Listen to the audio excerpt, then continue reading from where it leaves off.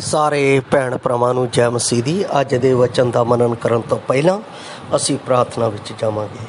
ਕਿਰਪਾ ਦੇ ਸਾਗਰ, ਦਇਆ ਦੇ ਖਣੀ, ਹਮੇਸ਼ਾ ਆਪਣੇ ਲੋਕਾਂ ਦੇ ਉੱਤੇ ਕਿਰਪਾ ਦੀ ਨਿਗਾਹ ਰੱਖਣ ਵਾਲੇ ਪ੍ਰੇਮੀ ਪਰਮੇਸ਼ਰ, ਅਸੀਂ ਤੇਰਾ ਧੰਨਵਾਦ, ਤੇਰੀ ਮਹਿਮਾ, ਤੇਰੀ ਵਡਿਆਈ ਕਰਦੇ ਹਾਂ, ਕਿਉਂਕਿ ਪਰਮੇਸ਼ਰ ਤੂੰ ਸਭ ਮਨੁੱਖਾਂ ਦੇ ਉੱਤੇ ਆਪਣੇ ਪੁੱਤਰ ਪ੍ਰਭੂ ਯਿਸੂ ਮਸੀਹ ਦੇ ਰਾਹੀਂ ਕਿਰਪਾ ਕਰਦਾ ਹੈ ਅਤੇ ਉਹਨਾਂ ਨੂੰ ਆਪਣੇ ਪੁੱਤਰ ਦੇ ਰਾਹੀਂ ਜੀਵਨ ਦੇ ਕੇ ਆਪਣੇ ਰਾਜ ਦੇ ਲਈ ਰਚ ਲੈਂਦਾ ਹੈ।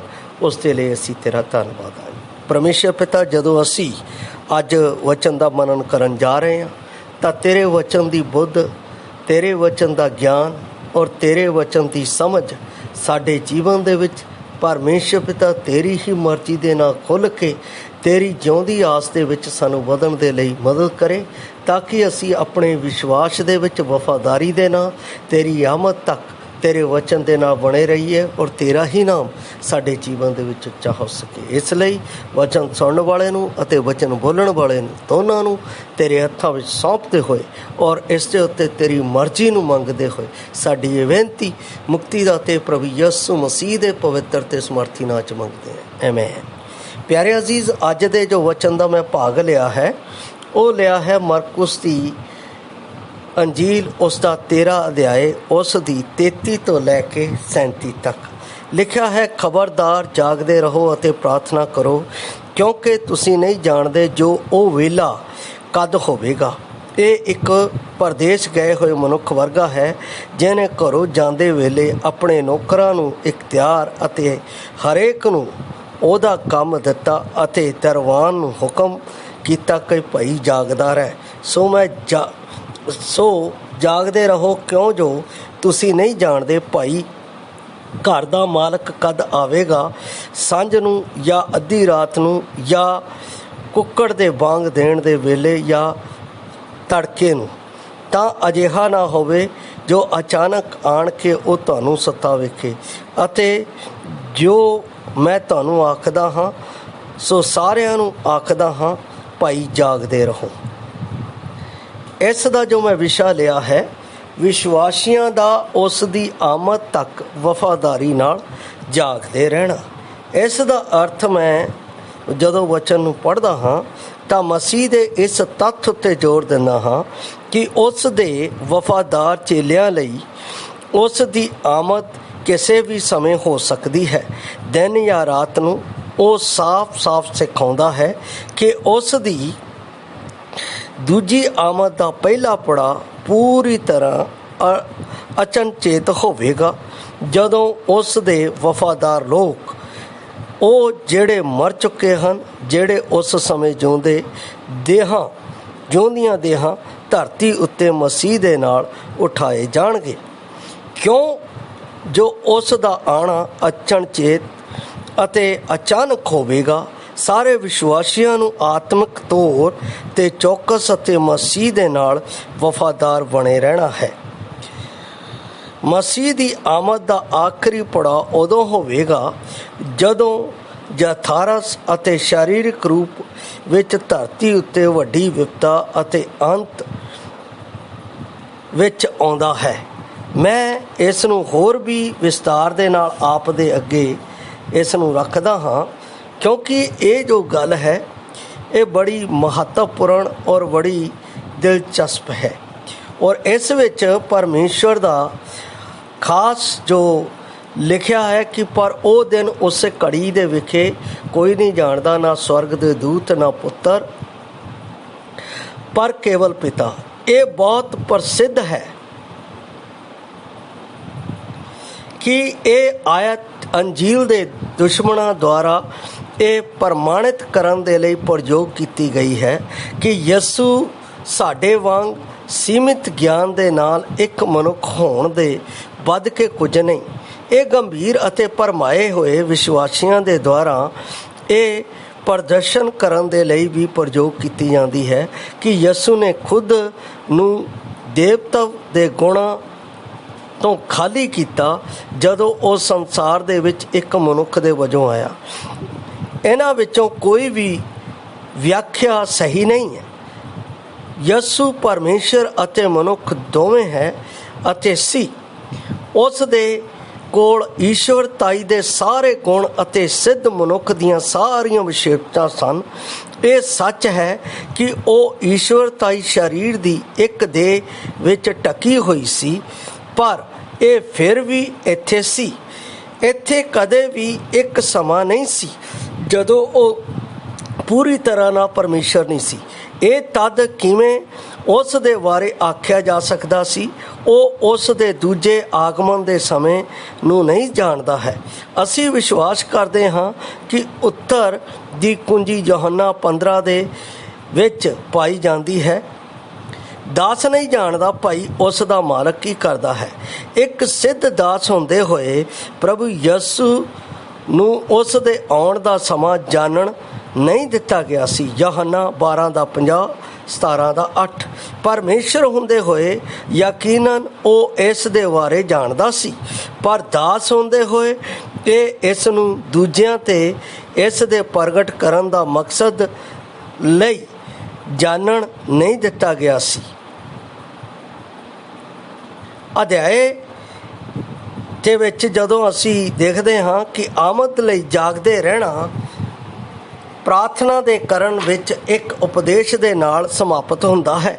ਇਹ ਸੱਚਾਈ ਲਈ ਕਿ ਨਿਯੁਕਤ ਸਮੇਂ ਨੂੰ ਨਹੀਂ ਜਾਣਦੇ ਸੀ। ਹਾਂ, ਇਸ ਨੂੰ ਸਾਨੂੰ ਚੁਕੰਨਿਆ ਰੱਖਣੀ ਚਾਹੀਦੀ ਹੈ। ਇਹ ਇਸੇ ਤਰ੍ਹਾਂ ਸਥਿਤੀ ਹਰ ਦਿਨ ਜੀਵਨ ਵਿੱਚ ਆਮ ਹੈ। ਇੱਕ ਮਨੁੱਖ ਲੰਬੀ ਯਾਤਰਾ ਤੋਂ ਘਰੋਂ ਬਾਹਰ ਜਾਂਦਾ ਹੈ। ਉਹ ਉਸ ਸਮੇਂ ਦਾਸਾਂ ਨੂੰ ਨਿਰਦੇਸ਼ ਦਿੰਦਾ ਅਤੇ ਦੱਸਦਾ ਹੈ, ਪਹਿਰੇਦਾਰਾਂ ਨੂੰ ਉਸ ਦੀ ਵਾਪਸੀ ਦੇ ਲਈ ਉਡੀਕਦੇ ਰਹਿਣ ਨੂੰ ਆਖਦਾ ਹੈ। ਯਿਸੂ ਨੇ ਖੁਦ ਨੂੰ ਯਾਤਰਾ ਕਰਨ ਵਾਲੇ ਮਨੁੱਖ ਵਜੋਂ ਰੱਖਿਆ ਸੀ। ਉਹ ਰਾਤ ਦੇ ਕਿਸੇ ਵੀ ਪਹਿਰ ਆ ਸਕਦਾ ਸੀ। ਉਸ ਦੇ ਲੋਕ ਰਾਤ ਦੇ ਪਹਿਰੇ ਦੇ ਵਜੋਂ ਸੇਵਾ ਕਰਦੇ ਹੋਏ ਸੁੱਤੇ ਨਹੀਂ ਪਾਏ ਜਾਣੇ ਚਾਹੀਦੇ ਹਨ। ਇਸ ਦੇ ਲਈ ਉਸ ਨੇ ਸਾਰੇ ਉਸ ਦੇ ਲੋਕਾਂ ਦੇ ਲਈ ਇਹ ਸ਼ਬਦ ਛੱਡਿਆ ਸੀ, ਜਾਗਦੇ ਰਹੋ। ਮੈਂ ਇਸ ਦੇ ਵਿੱਚ ਪ੍ਰਭੂ ਨੇ ਜੋ ਦ੍ਰਿਸ਼ਟਾਂਤ ਦਿੱਤਾ ਹੈ ਉਸ ਦੀ ਦੂਜੀ ਆਮਦ ਦੇ ਬਾਰੇ ਹੈ। ਉਸ ਨੇ ਆਪਣੇ ਦਾਸਾਂ ਨੂੰ ਅਧਿਕਾਰ ਦਿੱਤਾ ਹੈ ਕਿ ਜਿਸ ਨਾਲ ਉਹ ਉਸ ਦੇ ਗਵਾਹ ਬਣਨ, ਉਸ ਦੀ ਇੱਛਾ ਪੂਰੀ ਕਰਨ। ਪ੍ਰਭੂ ਯਿਸੂ ਵਿੱਚ ਨਿਹਚਾ ਕਰਨ ਵਾਲੇ ਹਰੇਕ ਵਿਸ਼ਵਾਸੀ ਨੂੰ ਕੋਈ ਨਾ ਕੋਈ ਕੰਮ ਸੌਂਪਿਆ ਗਿਆ ਹੈ। ਜਦ ਉਹ ਵਾਪਸ ਆਵੇਗਾ ਤਦ ਸਾਨੂੰ ਆਪਣੇ ਸਮੇਂ, ਪੈਸੇ ਅਤੇ ਸ਼ਕਤੀ ਦੇ ਉਪਯੋਗ ਦਾ ਲੇਖਾ ਦੇਣਾ ਪਵੇਗਾ। ਤਦ ਅਸੀਂ ਜਾਣਾਂਗੇ ਕਿ ਅਸੀਂ ਉਸ ਦਾ ਸਹੀ ਉਪਯੋਗ ਕੀਤਾ ਹੈ ਕਿ ਨਹੀਂ। ਕੀ ਸਾਡੇ ਸਮੇਂ, ਪੈਸੇ ਅਤੇ ਸ਼ਕਤੀ ਅਤੇ ਉਪਯੋਗ ਪਰਮੇਸ਼ਰ ਦੀ ਇੱਛਾ ਅਨੁਸਾਰ ਹੋ ਰਿਹਾ ਹੈ? ਕਿ ਅਸੀਂ ਨਿਹਚਾ ਕਰ ਸਕਾਂਗੇ? ਪ੍ਰਭੂ, ਤੁਸੀਂ ਮੈਨੂੰ 5 ਜਾਂ 10 ਤੋੜੇ ਦਿੱਤੇ ਸਨ। ਮੈਂ ਹਰ ਰੋਜ਼ 5 ਜਾਂ 10 ਤੋੜੇ ਕਮਾਏ ਹਨ। ਪ੍ਰਭੂ ਦੀ ਆਮਦ ਦੀ ਉਡੀਕ ਕਰਦੇ ਹੋਏ ਜਾਗਦੇ ਰਹਿਣ ਦੇ ਲਈ ਕਿਹਾ ਹੈ। ਜਿਹੜੇ ਉਸ ਨੂੰ ਉਡੀਕਦੇ ਹਨ ਪਾਪ ਦੇ ਕੰਮ ਤੋਂ ਅੱਡ ਹੋ ਕੇ ਮੁਕਤੀ ਲਈ ਦੂਜੀ ਵਾਰ ਪ੍ਰਗਟ ਹੋਵੇਗਾ। ਇਬਰਾਨੀਆਂ 9:28। ਪੌਲਸ ਕਹਿੰਦਾ ਹੈ ਕਿ ਹੁਣ ਜੋ ਧਰਮ ਦਾ ਮੁਕਟ ਮੇਰੇ ਲਈ ਰੱਖਿਆ ਹੋਇਆ ਹੈ, ਜਿਹੜਾ ਪ੍ਰਭੂ ਜੋ ਧਰਮੀ ਨਿਆਈ ਹੈ ਉਸ ਦਿਨ ਮੈਨੂੰ ਦੇਵੇਗਾ, ਅਤੇ ਕੇਵਲ ਮੈਨੂੰ ਨਹੀਂ ਸਗੋਂ ਉਹਨਾਂ ਸਭਨਾਂ ਨੂੰ ਵੀ ਜਿਨ੍ਹਾਂ ਉਸ ਦੇ ਪ੍ਰਕਾਸ਼ ਹੋਣ ਨੂੰ ਪਿਆਰਾ ਜਾਣਿਆ। ਦੂਸਰਾ ਤਿਮੋਥੀ 4:8 ਵਿੱਚ ਲਿਖਿਆ ਹੈ, ਜੇਕਰ ਸਵਰਗੀ ਮਿਰਾਸ ਦੀ ਅਸੀਂ ਪੂਰਾ ਭਾਗ ਚਾਹੁੰਦੇ ਹਾਂ ਤਾਂ ਪ੍ਰਭੂ ਦੀ ਆਮਦ ਦੀ ਉਡੀਕ ਕਰਨ ਵਿੱਚ ਸਾਨੂੰ ਜੀਵਨ ਗੁਜ਼ਾਰਨਾ ਚਾਹੀਦਾ ਹੈ। ਪ੍ਰਭੂ ਮੇਰੇ ਲਈ ਆ ਰਿਹਾ ਹੈ। ਉਹ ਕਿਸੇ ਵੀ ਸਮੇਂ ਆਵੇਗਾ, ਇਸ ਲਈ ਮੈਨੂੰ ਤਿਆਰ ਰਹਿਣਾ ਚਾਹੀਦਾ ਹੈ। ਉਸ ਨੂੰ ਵੇਖ ਕੇ, ਉਸ ਨੂੰ ਮਿਲ ਕੇ ਮੈਂ ਆਨੰਦ ਨਾਲ ਕੁੱਦਾਂਗਾ। ਜਦ ਕਿਸੇ ਸਮੇਂ ਅਸੀਂ ਕਿਸੇ ਦੇ ਘਰ ਅਚਾਨਕ ਜਾ ਕੇ ਬੂਹਾ ਖੜਕਾ ਕੇ ਪੁੱਛਦੇ ਹਾਂ ਕਿ ਅੰਦਰ ਆ ਸਕਦੇ ਹਾਂ, ਤਦ ਮਿੱਤਰ ਉੱਤਰ ਦਿੰਦਾ ਹੈ, ਥੋੜ੍ਹੀ ਦੇਰ ਠਹਿਰੋ। ਉਹਨਾਂ ਦੇ ਸਭ ਕੁਝ ਤਰਤੀਬ ਅਨੁਸਾਰ ਰੱਖਣ ਤੱਕ ਖਲੋਤੇ ਰਹੋ।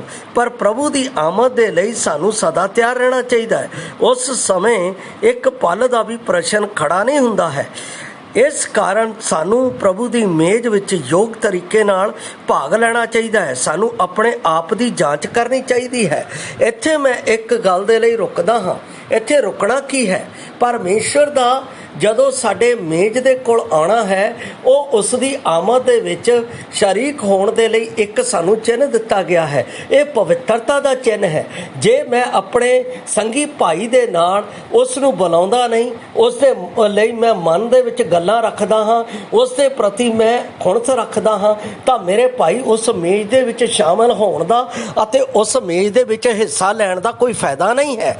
ਕਿਉਂਕਿ ਪਰਮੇਸ਼ਰ ਜਦੋਂ ਆਵੇਗਾ ਤਾਂ ਸਾਨੂੰ ਉਹ ਹਰ ਇੱਕ ਗੱਲ ਦੇ ਵਿੱਚ ਜਾਗਦੇ ਹੋਏ ਪਾਉਣਾ ਚਾਹੁੰਦਾ ਹੈ। ਉਹ ਚਾਹੁੰਦਾ ਹੈ ਕਿ ਮੈਂ ਉਸ ਦੇ ਵਿਸ਼ਵਾਸੀ ਭਰਾ ਅਤੇ ਭੈਣ ਦੇ ਨਾਲ ਵਫਾਦਾਰ ਰਹਾਂ, ਮੈਂ ਉਸ ਦੇ ਨਾਲ ਵਫਾਦਾਰੀ ਦਾ ਜੀਵਨ ਬਤੀਤ ਕਰਾਂ। ਜਿਸ ਤਰ੍ਹਾਂ ਪ੍ਰਭੂ ਨੇ ਆਪਣੇ ਪਰਮੇਸ਼ਰ ਦੀ ਮਰਜ਼ੀ ਨੂੰ ਪੂਰਾ ਕਰਨ ਦੇ ਲਈ ਉਹ ਅੰਤ ਤੱਕ ਵਫਾਦਾਰ ਰਿਹਾ ਅਤੇ ਉਸ ਦੇ ਪ੍ਰਤੀ ਉਹ ਸਜਗ ਰਿਹਾ ਔਰ ਉਸ ਨੇ ਪ੍ਰਾਣ ਦੇਣ ਤੱਕ ਆਪਣੇ ਆਪ ਨੂੰ ਉਸ ਦੇ ਵਿੱਚ ਵਫਾਦਾਰੀ ਨਾਲ ਰਿਹਾ।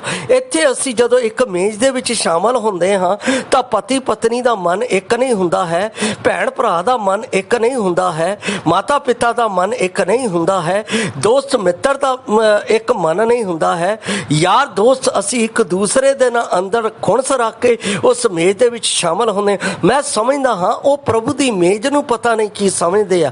ਉਹ ਪ੍ਰਭੂ ਦੀ ਮੇਜ਼ ਨੂੰ ਇੱਕ ਰੋਟੀ, ਇੱਕ ਸ਼ਰਬਤ ਦਾ ਪਿਆਲਾ ਸਮਝਦੇ ਆ। ਨਹੀਂ ਪਿਆਰੇ ਅਜ਼ੀਜ਼, ਜੇ ਅਸੀਂ ਇਹ ਸਮਝਦੇ ਹਾਂ, ਇਸ ਸਮਝ ਦੇ ਨਾਲ ਅਸੀਂ ਪ੍ਰਭੂ ਦੀ ਉਸ ਜਾਗਣ ਦੀ ਅਵਸਥਾ ਨੂੰ ਇਸ ਧਰਤੀ ਦੇ ਉੱਤੇ ਬਤੀਤ ਕਰ ਰਹੇ ਹਾਂ।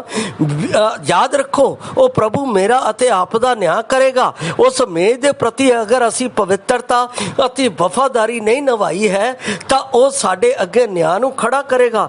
ਇਸ ਲਈ ਸਾਨੂੰ ਯੋਗ ਤਰੀਕੇ ਨਾਲ ਉਸ ਦੇ ਵਿੱਚ ਭਾਗ ਲੈਣਾ ਚਾਹੀਦਾ। ਸਾਨੂੰ ਆਪਣੇ ਆਪ ਦੀ ਜਾਂਚ ਕਰਨੀ ਚਾਹੀਦੀ ਹੈ। ਪ੍ਰਭੂ ਮੇਰੀ ਜਾਂਚ ਕਰੇ ਕਿ ਮੈਂ ਆਪਣੇ ਸਬਕਾਂ ਦੁਆਰਾ ਤੁਹਾਨੂੰ ਦੁਖੀ ਕੀਤਾ ਹੈ, ਕਿ ਸ਼ਰਮਨਾਕ ਜਾਂ ਅਯੋਗ ਅਜਿਹਾ ਕੋਈ ਕੰਮ ਮੈਂ ਕੀਤਾ ਹੈ।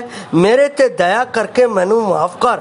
ਪਰ ਜ਼ਿਆਦਾਤਰ ਵਿਸ਼ਵਾਸੀਆਂ ਵਿੱਚ ਦੋਸ਼ ਠਹਿਰਾਉਣ ਵਾਲਾ ਵਿਵੇਕ ਹੁੰਦਾ ਹੀ ਨਹੀਂ। ਵਿਵੇਕ ਨਹੀਂ ਹੁੰਦਾ ਹੈ ਮਤਲਬ ਉਹਨਾਂ ਦੇ ਵਿੱਚ ਮਨ ਦੇ ਵਿੱਚ ਬਦਲਾਵ ਨਹੀਂ ਹੁੰਦਾ ਹੈ। ਉਹਨਾਂ ਦਾ ਉਹੀ ਪੁਰਾਣਾ ਮਨ, ਉਹੀ ਪੁਰਾਣਾ ਸੁਭਾਅ ਉਹਨਾਂ ਦੇ ਵਿੱਚ ਜਾਗਦਾ ਹੈ। ਉਹ ਆਪਣੇ ਵਿਸ਼ਵਾਸੀ ਨੂੰ, ਜਦੋਂ ਇੱਕ ਵਿਸ਼ਵਾਸੀ ਦੂਸਰੇ ਨੂੰ ਜੈ ਮਸੀਹ ਦੀ ਬੁਲਾਉਂਦਾ ਹੈ ਤਾਂ ਮੂੰਹ ਫੇਰ ਲੈਂਦਾ ਹੈ, ਮੂੰਹ ਤੋਂ ਆਵਾਜ਼ ਨਹੀਂ ਕਹਿੰਦਾ ਜਾਂ ਉਹ ਸਿਰ ਹਿਲਾ ਦਿੰਦਾ ਹੈ। ਇਹ ਬਿਲਕੁਲ ਗਲਤ ਹੈ, ਇਹ ਬਿਲਕੁਲ ਗਲਤ ਹੈ। ਕਿਉਂਕਿ ਪ੍ਰਭੂ ਨੇ ਜਦੋਂ ਵੀ ਸਾਨੂੰ ਬੁਲਾਇਆ ਹੈ ਉੱਚੀ ਆਵਾਜ਼ ਦੇ ਨਾਲ ਬੁਲਾਇਆ ਹੈ। ਉਸਨੇ ਪਤਰਸ ਨੂੰ ਬੁਲਾਇਆ ਤਾਂ ਉਸਨੇ ਪਤਰਸ ਕਹਿ ਕੇ ਬੁਲਾਇਆ ਹੈ, ਉਸਨੇ ਯੋਹੰਨਾ ਨੂੰ ਬੁਲਾਇਆ ਤਾਂ ਯੋਹੰਨਾ ਕਹਿ ਕੇ ਬੁਲਾਇਆ ਹੈ। ਹਰ ਇੱਕ ਨੂੰ ਉਹ ਆਪਣੇ ਸ਼ਬਦਾਂ ਦੇ ਨਾਲ ਬੁਲਾਉਂਦਾ ਹੈ। ਜਦੋਂ ਇੱਥੇ ਇੱਕ ਵਿਸ਼ਵਾਸੀ ਦੂਸਰੇ ਵਿਸ਼ਵਾਸੀ ਨੂੰ ਜੈ ਮਸੀਹ ਦੀ ਕਹਿੰਦਾ ਹੈ, ਉਹ ਉੱਤਰ ਦੇਣ ਦੀ ਬਜਾਏ ਸਿਰ ਹਿਲਾਉਂਦਾ ਹੈ, ਤਾਂ ਇਹਦਾ ਮਤਲਬ ਉਹਦੇ ਮਨ ਦੇ ਵਿੱਚ ਦੂਸਰੇ ਵਿਸ਼ਵਾਸੀ ਭਾਈ ਭੈਣ ਦੇ ਪ੍ਰਤੀ ਕੋਈ ਗੱਲ ਹੈ। ਬਾਈਬਲ ਦੇ ਵਿੱਚ ਲਿਖਿਆ ਹੈ, ਜੇ ਤੁਹਾਡੇ ਭਰਾ ਜਾਂ ਕਿਸੇ ਭਾਈ ਭੈਣ ਦੇ ਵਿੱਚ ਕੋਈ ਵਿਰੋਧਾਭਾਸ ਦੀ ਗੱਲ ਹੋਈ ਹੈ ਤਾਂ ਪ੍ਰਭੂ ਦੀ ਮੇਜ਼ ਦੇ ਵਿੱਚ ਭੇਂਟ ਚੜਾਉਣ ਤੋਂ ਪਹਿਲਾਂ ਤੂੰ ਉਸ ਦੇ ਨਾਲ ਸਾਂਝ ਸਿੱਧ ਕਰ। ਜੇ ਤੁਹਾਡੀ ਸਾਂਝ ਸਿੱਧ ਨਹੀਂ ਹੈ ਤਾਂ ਤੁਸੀਂ ਪ੍ਰਭੂ ਦੇ ਨਾਲ ਕਿੱਦਾਂ ਵਫਾਦਾਰ ਹੋ, ਤਾਂ ਤੁਸੀਂ ਉਹਦੀ ਆਮਦ ਵਿੱਚ ਕਿੱਦਾਂ ਵਫਾਦਾਰ ਹੋ। ਤੁਸੀਂ ਕਿੱਦਾਂ ਸੋਚ ਲੈਂਦੇ ਹੋ ਕਿ ਅਸੀਂ ਪ੍ਰਭੂ ਦੀ ਆਮਦ ਵਿੱਚ ਸ਼ਰੀਕ ਹੋ ਜਾਵਾਂਗੇ, ਜਦ ਤੂੰ ਆਪਣੇ ਜਿਉਂਦੇ ਇੱਕ ਭਰਾ ਦੇ ਨਾਲ ਸਮਝੌਤਾ ਨਹੀਂ ਕਰ ਸਕਦਾ, ਇੱਕ ਭੈਣ ਦੇ ਨਾਲ ਸਮਝੌਤਾ ਨਹੀਂ ਕਰ ਸਕਦਾ, ਆਪਣੀ ਪਤਨੀ ਦੇ ਨਾਲ ਸਮਝੌਤਾ ਨਹੀਂ ਕਰ ਸਕਦਾ, ਆਪਣੇ ਮਾਤਾ ਪਿਤਾ ਦੇ ਨਾਲ ਸਮਝੌਤਾ ਨਹੀਂ ਕਰ ਸਕਦਾ, ਤਾਂ ਤੂੰ ਉਸ ਮੇਜ਼ ਦੇ ਵਿੱਚ ਵਫਾਦਾਰ ਕਿਵੇਂ ਹੋਵੇਗਾ ਕਿ ਮੈਂ ਵਫਾਦਾਰੀ ਨਾਲ ਪ੍ਰਭੂ ਦੇ ਨਾਲ ਸਵਰਗ ਦੇ ਵਿੱਚ ਜਾ ਮਿਲਾਂਗਾ। ਨਹੀਂ ਮੇਰੇ ਪਿਆਰੇ ਅਜ਼ੀਜ਼, ਜਦ ਤੁਸੀਂ ਇਸ ਧਰਤੀ ਤੇ ਜਿਉਂਦੇ ਰਹਿੰਦਿਆਂ ਨਹੀਂ ਕਰ ਸਕਦੇ ਤਾਂ ਸਵਰਗ ਦੇ ਵਿੱਚ ਕੀ ਕਰੋਗੇ। ਬਾਈਬਲ ਦੇ ਵਿੱਚ ਲਿਖਿਆ ਤੁਹਾਡੀ ਦੇਹ ਬਦਲੀ ਜਾਵੇਗੀ। ਉਸ ਦੇਹ ਦੇ ਵਿੱਚ ਇਸ ਤਰ੍ਹਾਂ ਦਾ ਖਟਾਸ ਜਾਂ ਇਸ ਤਰ੍ਹਾਂ ਦਾ ਬਲ ਜਾਂ ਇਸ ਤਰ੍ਹਾਂ ਦਾ ਕੜਤਨ ਦਾ ਪਨ ਨਹੀਂ ਹੋਵੇਗਾ। ਉਹ ਦੇਹ ਪਵਿੱਤਰ ਹੋਵੇਗੀ, ਉਹ ਸ਼ੁੱਧ ਹੋਵੇਗੀ, ਉਹ ਉਸ ਨੂੰ ਦਿੱਤੀ ਜਾਵੇਗੀ ਜਿਹੜਾ ਉਸ ਦੇ ਪ੍ਰਤੀ ਵਫਾਦਾਰੀ ਨਾਲ ਜਾਗਦਾ ਰਹਿੰਦਾ ਹੈ। ਮੇਰੇ ਜੀਵਨ ਦੇ ਵਿੱਚ ਕੋਈ ਗਲਤੀ ਤਾਂ ਨਹੀਂ ਹੋਈ ਹੈ। ਮੈਂ ਆਪਣੇ ਭਾਈ ਭੈਣ ਦੇ ਲਈ ਕਿਤੇ ਆਪਣਾ ਨਿੰਦਾ ਜਾਂ ਈਸ਼ ਦਾ ਕਾਰਨ ਤਾਂ ਨਹੀਂ ਬਣਿਆ ਹਾਂ। ਮੈਂ ਆਪਣੇ ਭੈਣ ਭਰਾ ਨੂੰ ਕਿਤੇ ਧੋਖਾ ਤਾਂ ਨਹੀਂ ਦੇ ਰਿਹਾ ਹਾਂ। ਇਸ ਤਰ੍ਹਾਂ ਦੇ ਜੀਵਨ ਬਤੀਤ ਕਰਨ ਦੇ ਨਾਲ ਜੇ ਅਸੀਂ ਪ੍ਰਭੂ ਦੀ ਮੇਜ਼ ਵਿੱਚ ਸ਼ਾਮਿਲ ਹੁੰਦੇ ਹੋ ਤਾਂ ਅਸੀਂ ਆਪਣੇ ਆਪ ਨੂੰ ਧੋਖਾ ਦੇ ਰਹੇ ਹਾਂ। ਪ੍ਰਭੂ ਨੇ ਬਾਈਬਲ ਦੇ ਵਿੱਚ ਲਿਖਿਆ ਹੈ, ਜਿਹੜਾ ਮੇਰੀ ਮੇਜ਼ ਦੇ ਵਿੱਚ ਜਾਂਚਦੇ ਹੋਏ ਆਪਣੇ ਆਪ ਦੇ ਵਿੱਚ ਜਾਂਚਦੇ ਹੋਏ ਵੀ ਹਿੱਸਾ ਲੈਂਦਾ ਹੈ, ਉਹ ਆਪਣੇ ਉੱਤੇ ਡੰਡ ਲਿਆਉਂਦਾ ਹੈ। ਇਸ ਲਈ ਮੇਰੇ ਪਿਆਰੇ ਅਜ਼ੀਜ਼, ਪ੍ਰਭੂ ਦੇ ਲਈ ਹਰ ਇੱਕ ਵਿਸ਼ਵਾਸੀ ਨੂੰ ਜਾਗਦੇ ਰਹਿਣਾ ਹੈ। ਕਿਸ ਗੱਲ ਦੇ ਲਈ ਜਾਗਦੇ ਰਹਿਣਾ ਹੈ? ਆਪਣੇ ਸਮੇਂ ਦੇ ਲਈ, ਪੈਸੇ ਦੇ ਲਈ, ਸ਼ਕਤੀ ਦੇ ਲਈ, ਲੇਖਾ ਦੇਣ ਦੇ ਲਈ ਹਮੇਸ਼ਾ ਵਫਾਦਾਰੀ ਨਾਲ ਜਾਗਦੇ ਰਹਿਣਾ। ਜਿੱਥੇ ਤੁਸੀਂ ਛਲ ਕਪਟ ਕੀਤਾ ਹੈ, ਜਿੱਥੇ ਤੁਸੀਂ ਪਰਮੇਸ਼ਰ ਦੇ ਲੋਕਾਂ ਦੇ ਵਿੱਚ ਜਾ ਕੇ ਵਿਚਾਰ ਕੀਤਾ ਹੈ, ਜਿੱਥੇ ਤੁਸੀਂ ਆਪਣੇ ਪੈਸੇ ਦਾ ਦੁਰਉਪਯੋਗ ਗਲਤ ਕੀਤਾ ਹੈ, ਉਸ ਸਭ ਦਾ ਲੇਖਾ ਪਰਮੇਸ਼ਰ ਦੇ ਅੱਗੇ ਦੇਣਾ ਪਏਗਾ। ਉਹ ਪਰਮੇਸ਼ਰ ਦੇ ਹਜ਼ੂਰ ਦੇ ਵਿੱਚ ਬਣਨਗੇ ਤਾਂ ਸਹੀ, ਪਰ ਜਲਦੇ ਜਲਦੇ ਉਸ ਦਾ ਕੋਈ ਫਾਇਦਾ ਨਹੀਂ। ਇਸ ਲਈ ਆਪਣੇ ਆਪ ਨੂੰ ਜਾਂਚਦੇ ਅਤੇ ਪਰਖਦੇ ਹੋਏ ਵਫਾਦਾਰੀ ਦੇ ਨਾਲ ਜਾਗਦੇ ਹੋਏ ਆਪਣਾ ਵਿਸ਼ਵਾਸ ਦਾ ਜੀਵਨ ਬਤੀਤ ਕਰੋ, ਤਾਂ ਕਿ ਜਦੋਂ ਤੁਸੀਂ ਉਹਦੀ ਹਜ਼ੂਰੀ ਵਿੱਚ ਜਾਓ ਤਾਂ ਉਹ ਤੁਹਾਨੂੰ ਮਾਣ ਦੇ ਨਾਲ ਕਹੇ, ਇਹ ਮੇਰੇ ਵਿਸ਼ਵਾਸਯੋਗ ਵਿਸ਼ਵਾਸੀ, ਇਹ ਮੇਰੇ ਵਿਸ਼ਵਾਸਯੋਗ ਸੇਵਕ, ਆ ਇਹ स्वर्ग ਦਾ ਰਾਜ ਤੇਰਾ ਹੈ, ਮੇਰੇ ਸੱਜੇ ਹੱਥ ਵਿਰਾਜਮਾਨ ਹੋ। ਇਹ ਹੱਕ ਦੀ ਆਵਾਜ਼ ਅਗਰ ਸੁਣਨਾ ਚਾਹੁੰਦੇ ਹੋ ਤਾਂ ਵਿਸ਼ਵਾਸ ਦੇ ਲਈ ਵਫਾਦਾਰੀ ਨਾਲ ਜਾਗਦੇ ਰਹੋ, ਤਾਂ ਕਿ ਉਹ ਤੁਹਾਨੂੰ ਆਣ ਕੇ ਆਪਣਾ ਇਨਾਮ ਦੇਵੇ। ਇਸ ਲਈ ਮੈਂ ਚਾਹੁੰਦਾ ਹਾਂ ਕਿ ਮੇਰੇ ਤੇ ਦਇਆ ਕਰਕੇ ਮੈਨੂੰ ਮਾਫ ਕਰ। ਪਰ ਜ਼ਿਆਦਾਤਰ ਵਿਸ਼ਵਾਸੀਆਂ ਵਿੱਚ ਦੋਸ਼ ਠਹਿਰਾਉਣ ਵਾਲਾ ਵਿਵੇਕ ਨਹੀਂ ਹੁੰਦਾ। ਉਹਨਾਂ ਨੇ ਸ਼ਰਮ ਦੇ ਕੰਮ ਕੀਤੇ, ਝੂਠ ਬੋਲਿਆ, ਪਰਮੇਸ਼ਰ ਦੇ ਪੈਸਿਆਂ ਦੀ ਦੁਰਵਰਤੋਂ ਕੀਤੀ ਅਤੇ ਇਹਨਾਂ ਸਾਰੀਆਂ ਗੱਲਾਂ ਦੇ ਬਾਅਦ ਵੀ ਪਰਮੇਸ਼ਰ ਦੀ ਮੇਜ਼ ਵਿੱਚ ਭਾਗ ਲੈਂਦੇ ਹਨ। ਸਾਵਧਾਨ ਰਹੋ, ਪ੍ਰਭੂ ਦੀ ਆਮਦ ਦੇ ਲਈ ਜਾਗਦੇ ਰਹੋ ਅਤੇ ਤਿਆਰ ਰਹੋ। ਉਹ ਇੱਕ ਇੱਕ ਦਾ ਲੇਖਾ ਤੁਹਾਡੇ ਕੋਲੋਂ ਲਵੇਗਾ। ਪਿਆਰੋ, ਇੱਕ ਇੱਕ ਨਿੱਕੀ ਚੀਜ਼ ਦਾ ਲੇਖਾ ਤੁਹਾਡੇ ਕੋਲ ਹੋਏਗਾ। ਇਸ ਲਈ ਤੁਸੀਂ ਵਫਾਦਾਰੀ ਦੇ ਨਾਲ ਪਰਮੇਸ਼ਰ ਦੇ ਘਰ ਦੇ ਵਿੱਚ, ਆਪਣੇ ਜੀਵਨ ਦੇ ਵਿੱਚ, ਆਪਣੇ ਵਿਸ਼ਵਾਸੀ ਭਾਈਆਂ ਭੈਣਾਂ ਦੇ ਵਿੱਚ, ਆਪਣੇ ਸਮਾਜ ਦੇ ਵਿੱਚ ਵਫਾਦਾਰੀ ਦੇ ਨਾਲ ਪ੍ਰਭੂ ਦੇ ਵਿਸ਼ਵਾਸ ਵਿੱਚ ਜਾਗਦੇ ਰਹੋ, ਤਾਂ ਕਿ ਤੁਸੀਂ ਉਸ ਦੇ ਇਨਾਮ ਦੇ ਹੱਕਦਾਰ ਹੋਵੋ, ਜਿਹੜਾ ਪ੍ਰਭੂ ਨੇ ਮੇਰੇ ਅਤੇ ਆਪ ਦੇ ਲਈ, ਜਿਹੜੇ ਉਸ ਵਿੱਚ ਵਿਸ਼ਵਾਸ ਕਰਕੇ ਚੱਲਦੇ ਆ, ਰੱਖਿਆ ਹੈ। ਉਹ ਪ੍ਰਾਪਤ ਕਰਨ ਦੇ ਲਈ ਹਮੇਸ਼ਾ ਵਫਾਦਾਰੀ ਨਾਲ ਜਾਗਦੇ ਰਹੋ। ਪ੍ਰਭੂ ਆਪ ਨੂੰ ਇਸ ਵਚਨ ਦੇ ਨਾਲ ਆਸ਼ੀਸ਼ ਦੇਵੇ। ਜੈ ਮਸੀਹ।